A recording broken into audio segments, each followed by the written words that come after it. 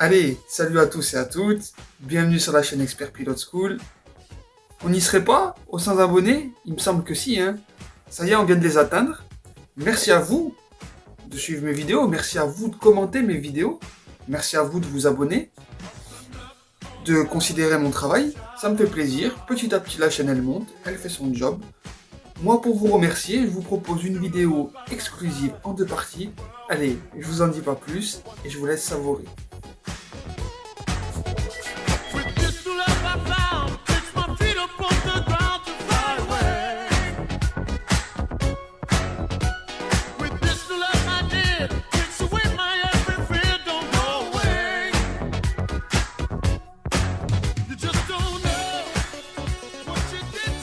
Allez, encore merci à vous qui regardez mes vidéos, qui les commentez. Merci, ça me fait plaisir. Partagez, n'hésitez pas. Ça fait grand plaisir. Donc, voilà, pour vous offrir la vidéo spéciale 100 abonnés, je voulais vous parler d'une force cachée, un peu, qu'on ne connaît pas. Cette force cachée, elle s'appelle la portance ou la déportance. J'avais parlé des forces qui s'exerçaient sur un véhicule il y a longtemps, rubrique l'art du pilotage, vous les retrouverez dans ma playlist. Et on avait vu qu'il y avait en tout 3 forces qui s'exerçaient sur une voiture. La force quand on freine ou quand on accélère, ce qui nous fait pencher à l'avant ou à l'arrière notre véhicule, la force quand on tourne, ce qui nous fait pencher à droite ou à gauche notre véhicule, et la combinaison de ces 2 forces. Donc, freiner plus braquer, ou accélérer et débraquer, ce qui nous fait un mouvement, une force transversale qui va nous faire un peu glisser la voiture. Et à ça vient s'ajouter une 4e force, la force cachée, celle de la portance, ou de la déportance. On va commencer par la portance, c'est celle qu'on retrouve sur les voitures de série anciens, type 205, Clio 1. Et l'effet de portance, ça a pour effet que plus on va accélérer, plus notre voiture va se soulever. Les voitures d'avant, elles étaient très peu aérodynamiques. Il y avait une hauteur de caisse qui était plus conséquente que maintenant. Et du coup, vu qu'elles n'étaient pas trop aérodynamiques, il y avait beaucoup d'air qui passait dessous et très peu qui passait dessus. Donc, vu qu'il y avait beaucoup d'air qui passait dessous et très peu dessus, ça avait tendance à nous soulever la caisse, et plus on accélérait, plus l'air s'engouffrait, donc plus ça nous soulevait la caisse. Donc c'est important de savoir ça quand on conduit une voiture de rallye, par exemple, ancienne, type 106, etc. Plus on va rouler vite, moins on va pouvoir freiner fort, et moins on va pouvoir générer de force de virage. Donc c'est important de savoir ça. La portance, il faut faire attention sur les anciennes voitures de série à vraiment être doux dans le rapide. Il faut être doux dans le rapide. Parce que plus on va vite, moins on peut freiner et moins on peut générer d'appui. Voilà. Vient s'ajouter à ça un autre type de force, la portance dite nulle. On la retrouve sur les voitures de série un peu modernes, les Clio 4, les Peugeot 208, ce que vous voulez. C'est des voitures qui sont nouvelle génération, qui sont plus lourdes, donc qui se soulèvent moins et qui sont un peu plus basses avec des pneus plus larges. Donc du coup, cette voiture, elle va être plus stable à haute vitesse, on va moins perdre de force. Plus on va accélérer, plus notre force va rester stable. On peut retrouver ça sur les anciennes voitures de rallye, style à l'époque 306 Maxi et tout, c'était des voitures qui avaient des portances nulles. Ça veut dire que qu'on soit à 50 km/h ou à peu près, on va dire 150, on pouvait taper les freins à peu près pareil. Voilà. Et pour finir, il y a la force dite de déportance, et ça on va la retrouver sur les Formule 1, et c'est la force ultime, c'est l'arme fatale, parce que plus on accélère, plus il y a de l'air qui va passer sur notre véhicule, et donc plus ça va plaquer notre véhicule au sol, et plus on va pouvoir freiner et tourner, générer de la force de virage forte. Et ça on va le voir tout de suite en exemple, vous allez mieux comprendre, mais voilà, c'est vraiment pour que vous compreniez l'importance que peut avoir le flux d'air sur votre voiture.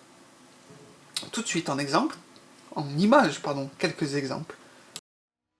Allez, tout de suite passons aux exemples.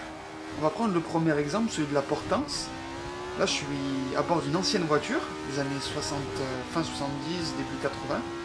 Je vais arriver à haute vitesse au bout de la ligne droite, aux alentours des 171, Et regardez, j'ai à peu près une moitié de télémétrie quand je viens de taper les freins en force maximale de freinage. Je vais relâcher mon frein, je vais prendre mon virage. Maintenant, on va prendre l'autre exemple d'une plus basse vitesse, aux environs des 110, 109 exactement. Et ben regardez, j'ai quasiment les 3/4 de ma télémétrie. Ça prouve bien que je peux freiner plus fort à moyenne ou basse vitesse qu'à haute vitesse. Donc voilà, ça il faut le prendre en compte. Il faut essayer de bien le garder à l'esprit. On passe tout de suite à l'autre exemple et ça va vous sauter aux yeux, l'exemple de la portance nulle. Je fais avec la 306 maxi, je vais arriver, je vais taper mes freins à 180, j'ai une moitié de pédale en télémétrie. Une moitié de télémétrie. Je vais relâcher, je vais venir prendre mon virage. Et on va arriver à l'autre rectiligne, à l'autre ligne droite, à plus basse vitesse, juste après ce virage là. Et vous allez voir qu'à basse vitesse, je peux, regardez, j'ai une moitié de télémétrie encore. Donc que je sois haute ou basse vitesse, ça ne changera rien. Je pourrai appliquer toujours la même pression de freinage. Ça c'est pour la portance nulle. Maintenant on va voir la déportance, la force ultime. Regardez, je suis à basse vitesse, aux alentours, ouais, 160 km/h. J'ai un peu moins d'une moitié de télémétrie avec la Renault R25, la Formule 1, Fernando Alonso des années 2005. J'ai un peu moins d'une moitié de télémétrie, j'ai un tiers on va dire de télémétrie. Regardez, au bout de ces lignes droites, je vais arriver aux alentours des 276, je peux freiner à fond, je bloque pas les roues. Donc plus je vais prendre la vitesse, plus je vais pouvoir freiner tard. Et c'est pour ça que les Formule 1 elles sont aussi performantes en termes d'aérodynamique, c'est que c'est tellement poussé qu'on a des forts, on peut tourner, plus on va vite, plus on va pouvoir tourner fort, et plus on va pouvoir freiner fort et tard. Voilà pour les exemples concernant la portance et la déportance. Allez, pour finir en beauté, je vous propose une petite deuxième partie bonus, on va dire, comment bien régler sa force feedback sur Dirt Rally, le 1, hein, c'est le meilleur qui a ressenti le plus fidèle. Donc je vous donne les paramètres, voilà, en termes de force feedback pure, hein, ce qu'il faut appliquer pour avoir fait 2-3 stages sur terre, c'est ce qui se rapproche le plus du ressenti volant. Hein. Voilà, c'est vraiment ce que j'ai pu retrouver comme sensation. En vrai, par ce FFB, vous allez vraiment pouvoir avoir une approche assez réaliste. Avec voilà, les options volant un peu sur tout ce qui est linéarité, putain je vais y arriver. Oh.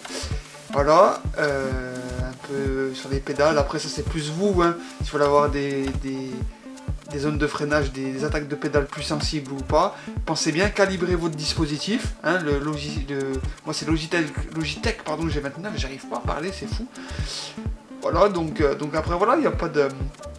Au niveau de ça, c'est un peu comme vous voulez sur les options volant, mais vraiment l'important c'est le force feedback. Voilà, je vais vous donner 2-3 spéciales sympas à faire sur la terre et sur neige pour pouvoir progresser. Je vous conseille celle de Grèce, je vous dirai pas le nom, il s'affiche à l'écran parce que j'arrive pas à parler aujourd'hui, c'est catastrophique. Cette spéciale très bien pour apprendre à faire tourner sa voiture dans les épingles. Je vous conseille de prendre une traction, moi je prends souvent la 306 Maxi. Si voilà, là vous saurez vraiment faire tourner une caisse, vous allez vraiment apprendre à faire tourner une traction, essayer de trouver les combines, on fera une vidéo sur le sujet dans pas longtemps. Voilà, et puis aussi la 205 groupe B sur cette spéciale qui va super bien. Ça glisse fort, c'est pas facile à emmener, c'est dur, mais quand on sait le faire, on y prend beaucoup de plaisir. Et je vous conseille aussi une épreuve sur glace, enfin sur neige en Suède, qui va s'afficher tout de suite. C'est pas celle-là, c'est pas celle-là, c'est pas celle-là non plus, c'est voilà, celle-là. Très étroite, avec pareil la 306 Maxi, je vous la conseille vivement si vous voulez apprendre à contrôler votre auto. Je vous dis à bientôt, merci encore pour vous abonnés et pour ceux qui regardaient. A plus, restez connectés, ciao ciao.